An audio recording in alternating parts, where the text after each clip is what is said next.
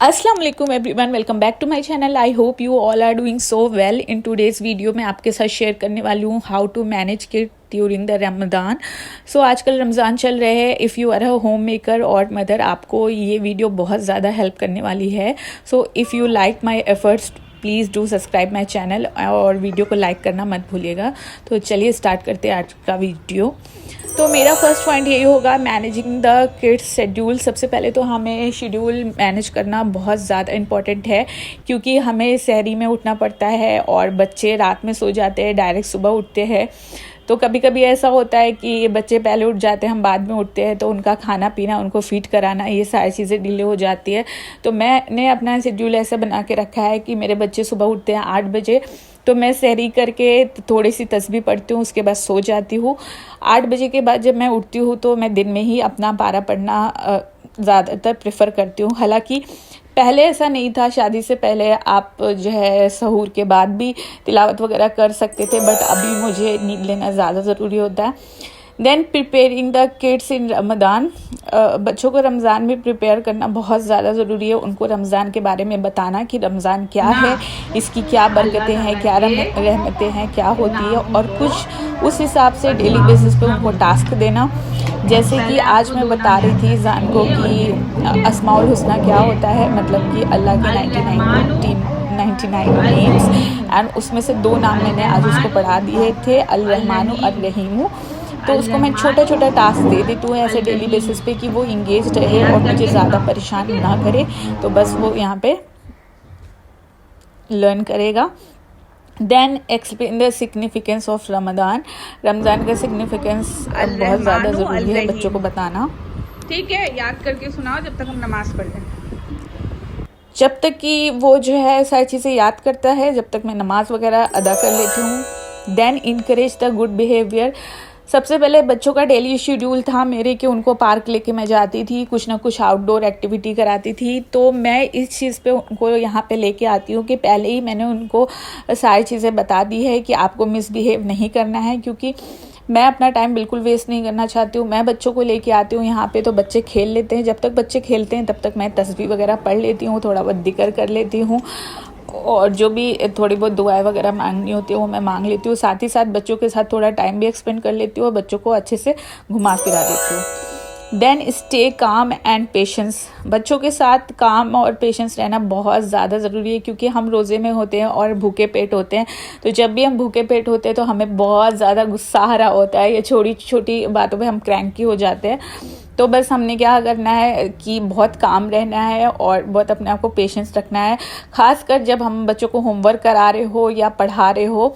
तो आजकल मेरे बच्चों का चल रहा है एग्ज़ाम, तो बस उनको मैं पढ़ा रही होती हूँ तो थोड़ा मैं काम रहती हूँ।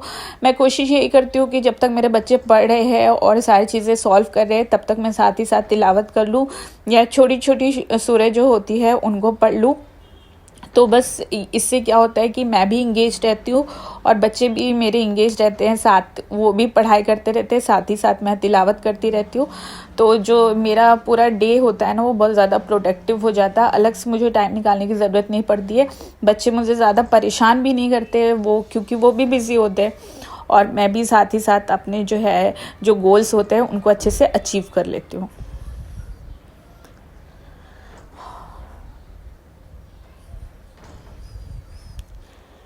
फिर जो है आस्क फॉर हेल्प। अगर आपके बच्चे 5 साल से बड़े हैं या 5 साल तक है तो आप उनसे छोटी छोटी हेल्प मांग सकते हो, और क्योंकि बच्चे ये बहुत ज़्यादा खुश होते हैं ये थोड़ी छोटी छोटी हेल्प कराने से। तो मैं रमज़ान का टाइम चल रहा है तो मैं अपने बेटे से छोटी छोटी हेल्प मांगती रहती हूँ। जैसे ये कालीन मोड़ना था तो मैंने उससे कहा कि तुम मोड़ दो, या अपनी छोटी बहन को पानी देना होता है, या सुबह ब्रेकफास्ट बनाना होता है। तो ये छोटी छोटी जितनी चीज़ें हैं ना, मैंने उसको सिखाया है कि जो है डेली बेसिस के जो है घरों के काम करने से आपको आदत भी पड़ेगी, और आप जो है एक नबी की सुन्नत टाइप की भी सीखोगे कि हाँ आपको हाउस होल्ड चोर्स में जो है मदद करनी है, अपनी वाइफ की या अपनी मॉम की या अपने सिस्टर की, जो भी आपके साथ है। तो बस यहाँ पे अंडा मैंने बना दिया था, वो खुद से सैंडविच बना रहा था। और साथ ही साथ जब तक वो बच्चे मेरे फीड कर रहे हैं, सैंडविच वगैरह बना रहे हैं, और क्योंकि आजकल ना बच्चों के स्कूल भी चल रहे हैं और मदरसा भी चल रहा है, कुछ भी ऑफ नहीं है। ऐसे टाइम हमारा रमज़ान पड़ा है, हालांकि और रमज़ान में जो है बच्चों की छुट्टियां होती थी बट इस बार नहीं है। तो मैं बस यहाँ पे बच्चों को कई लंच वगैरह बना के एंड उसको सारी चीज़ों को उनके बैग वगैरह टाइम टेबल के हिसाब से सेट कर देती हूँ, जिससे उनको कोई भी परेशानी ना हो, क्योंकि ये जो डेली बेसिस के काम है ना वो नहीं कर पाएंगे। तो बेहतर यही होगा कि थोड़ी थोड़ी हेल्प लेके उनसे काम करवाएं एंड जो बाकी की चीज़ें बच्चे नहीं कर पाए वो सब जो जिम्मेदारियाँ हैं हम एज़ यूजुअल निभाएं।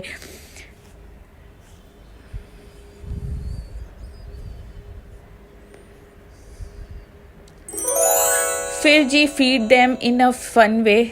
बच्चे ना जब कुछ ऐसी बिरयानी जैसी चीज़ें होती है या जो रात के बने लेफ़्ट ओवर फूड होता है ना, अगर वो बच्चों को तो बच्चे बहुत खाने में मसला करते हैं। तो बस उनको फ़न वे में मैं इनकरेज करती हूँ कि आप यहाँ से रोज़ा रख सकते हो, एक गाल से इधर से सिर्फ खाना है आपको, या फिर आप सिर्फ 2 घंटे के लिए रोज़ा रखो और फिर आप फील करो कि रोज़ा कैसा होता है, भूखे रहने से कैसा लगता है। तो इससे आप मम्मा की हेल्प भी कर पाओगे और रोज़ा रखने के लिए आप इनकरेज भी हो पाओगे। तो बस ऐसे छोटे छोटे फ़न वे में मैं उनको सिखाती रहती हूँ कि रोज़े की अहमियत क्या है। Then be humble and patient. हम रोज़ा हैं, बच्चे ये चीज़ का एहसास नहीं कर पाते क्योंकि बच्चे हमारे काफ़ी छोटे होते हैं। तो हमने क्या करना है, थोड़ा सा हम्बल रहना है, पेशेंट, क्योंकि एज अ होम मेकर हमने ये सारे काम तो करने ही है।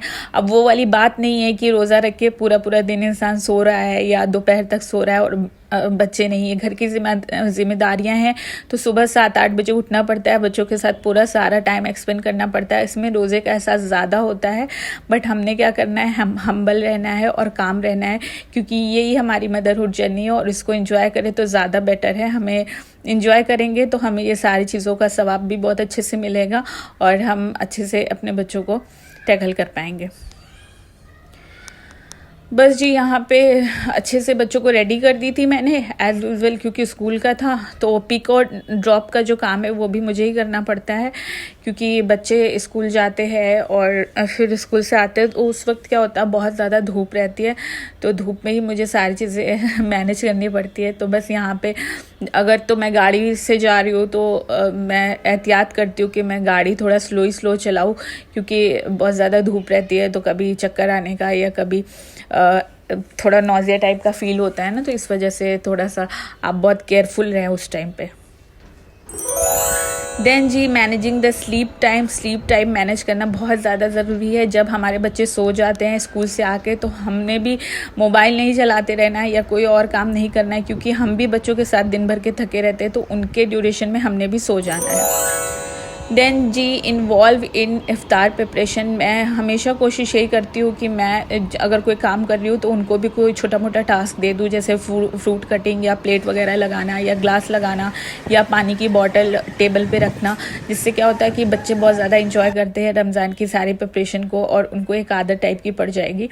तो यहाँ पर जब भी हस्बैंड फ्रूट कट करते हैं तो बच्चों को साथ में अपने बैठा लेते हो, तो बच्चे बहुत ज़्यादा इंजॉय करते हैं कि हाँ एक रौनक टाइप की लग जाती है रमज़ान को की चीज़ें छोटी छोटी उनको बताते रहते हैं। तो बच्चों को ये सारी चीज़ें सुनने में, करने में और देखने में बहुत ज़्यादा मज़ा आता है। देन इनकरेज देम फॉर नमाज एंड दुआ। बच्चों को फर्स्ट डे जो है जब रोज़ा था तो मेरे हस्बैंड ने बताया कि नमाज़ पढ़नी होती है एंड ढेर सारी दुआएं मांगनी होती हैं। एंड एक दिन बताने के बाद फिर मेरे बच्चे डेली बेसिस पे रोज़ बिना कहे नमाज़ पढ़ते हैं खुद से, क्योंकि बच्चे बोलने से नहीं करते, वो काम जो देखते हैं वो ही करते हैं। तो उन्होंने अपने अब्बा को देखा होता है नमाज़ पढ़ते हुए, दुआ मांगते हुए, तो बस हमें कहने की ज़रूरत नहीं पड़ती है। आप देख सकते हैं कि जब ईज़ान नमाज़ पढ़ रहा है तो मिनाल खुद उसको देख के एंड दुपट्टा वगैरह ओढ़ के वो नमाज़ पढ़ना स्टार्ट कर दी है। और जब ईज़ान दुआ मांगता है तो वो भी ढेर सारी दुआएं मांगती है। और बच्चों को दुआ मांगना ज़रूर सिखाएं कि दुआ में क्या मांगना चाहिए, कैसे मांगना चाहिए, किस तरीके से दुआ मांगना चाहिए, क्योंकि दुआ मांगने के भी 2-3 स्टेप होते हैं जिससे बच्चे अच्छी दुआएं मांग सके और बच्चों की दुआ कबूल होती है। खासकर इफ्तारी से पहले की जो दुआ होती है थोड़ी तेज़ आवाज़ में मांगे, जिससे बच्चे हमारे सीख पाएँ कि दुआ कैसे मांगनी है। तो मैं जब भी इफ्तारी सारी सेट कर लेती हूँ 5 मिनट पहले तहम्मुल के साथ बैठती हूँ एंड अपने बच्चों के साथ दुआ मांगती हूँ। और यहाँ पे मिनाल माशाल्लाह माशाल्लाह रेडी हो जाती है दुपट्टा ओढ़ के। वो जैसे देखती है मुझे वैसे ही वो करना पसंद करती है। कोई भी बच्चे जैसे देखते हैं अपने माँ बाप को बस वैसे ही करते हैं। तो मैं यहाँ पे बस बच्चों के साथ अच्छे से इफ्तारी के टाइम दुआ मांगती हूँ, बच्चे भी हमारी दुआ मांगते हैं और काफ़ी हैप्पी होते हैं वो इफ्तार के time. Then plan the activity plan करना बहुत ज़्यादा ज़रूरी है ड्यूरिंग द रमज़ान बच्चों के साथ। तो शाम का वक्त जो होता है ना इफ्तारी के बाद वो फ्री हो जाता है, हस्बैंड चले जाते हैं तरावी के लिए, तो बच्चे बस हमारे जगी रहे होते हैं। तो मैं कोशिश यही करती हूँ कि कुछ बुक्स वगैरह पढूँ, कुछ सुन्नतें वगैरह उनको बता दूँ। कभी कभी ऐसा होता है कि बच्चे खेलते हैं, कभी हमारे नेबर्स हैं वो आ जाते हैं अपने बच्चों के साथ, तो कभी कभी वो बच्चों के साथ खेलते हैं, पज़ल वगैरह सॉल्व करते हैं। कभी कभी आउटडोर एक्टिविटी बच्चों की जो रहती है वो करते हैं वो अदर्स हमारे नेबर के बच्चों के साथ। अगर ये दोनों चीज़ें नहीं होती है तो मैं बच्चों को तहम्मुल के साथ बैठा के एंड कुछ बुक्स वगैरह रीड कर देती हूँ। सो जी ये था आज का व्लॉग। आई होप कि मेरे टिप्स और ट्रिक्स आपको अच्छे लगे होंगे। अगर एफर्ट्स अच्छे लगे होंगे तो लाइक कमेंट करिएगा, नए हैं तो चैनल को सब्सक्राइब करना मत भूलिएगा। फिर से मिलते हैं नए व्लॉग और नए रेसिपीज़ के साथ। अल्लाह हाफिज़।